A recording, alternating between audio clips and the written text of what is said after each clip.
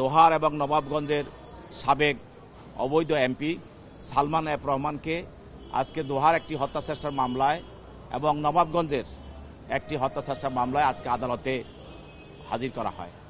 দোহার হত্যাচেষ্টা মামলায় বাদী শাহজাহান মাতবর এবং নবাবগঞ্জ হত্যাচেষ্টা মামলায় বাদী হলো ফাতেমা।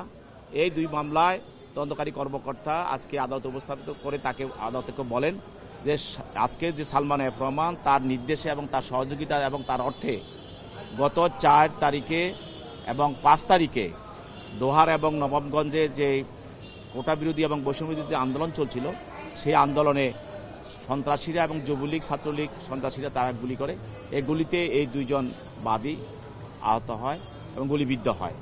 এই মামলায় যেহেতু সেই 1 নম্বর আসামি এবং তার প্রত্যক্ষ সহযোগিতা এবং অর্থে এই ধরনের আন্দোলনের বিরুদ্ধে যে ঘটনাগুলো ঘটেছে গুলিবিদ্ধ বিষয়টা আসছে আদালতের সামনে, সেই জন্য আদালত তাদের বিরুদ্ধে দোহার থানার মামলায় তার বিরুদ্ধে 3 দিন রিমান্ড মঞ্জুর করেন এবং নবাবগঞ্জ থানায় তার বিরুদ্ধে 4 দিনের রিমান্ড মঞ্জুর করেন এবং পরবর্তীতে তার পক্ষে আইনজীবীরাও তার রিমান্ড বাতিল করে জামিনে প্রার্থনা করেন। বিজ্ঞ আদালত উভয়ের বক্তব্য শোনার পর রিমান্ড মঞ্জুর করেন এবং তাকে তদন্তকারী কর্মকর্তা হেফাজতে প্রদান করেন।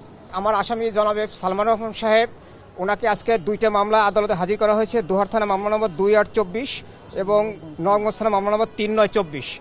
এই 2টা মামলায় ওনাকে 7 দিন করে রিমান্ডের আবেদন করা হয়েছে, কিন্তু আমরা বিগত 19/9 তারিখে ওনাকে এই আদালতে হাজির করা হয়েছিল এই রিমান্ড বিষয় শুনানির জন্য এবং সৌনেশ দেখানোর জন্য।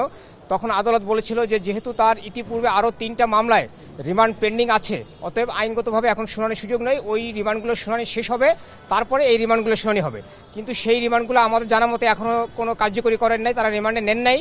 তারপরেও এই রিমান্ডটা আজকে তারা শুনানি করেছে, সেই আদেশে ব্যত্যয় ঘটে আমরা আদালতকে এটা শুনানিতে ইনফর্ম করেছি, কিন্তু সেটা আদালত আমলে নেন নাই। সেটা আমলে না নিয়ে আদালত তাদেরকে তাকে একটা মামলায় 3 দিন আর একটা মামলায় 4 দিন রিমান্ড মঞ্জুর করেছেন।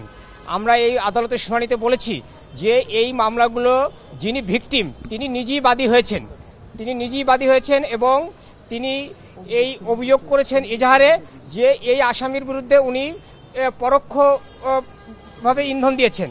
কিন্তু এটি একটা আইনের ভাষায় এটা একটা ভেক কথা। পরোক্ষভাবে কোনো ইন্ধন দিয়েছেন, কাকে দিয়েছেন এই ধরনের সুনির্দিষ্ট অভিযোগ দিতে হবে, সেটা তারা দিতে পারেন নাই।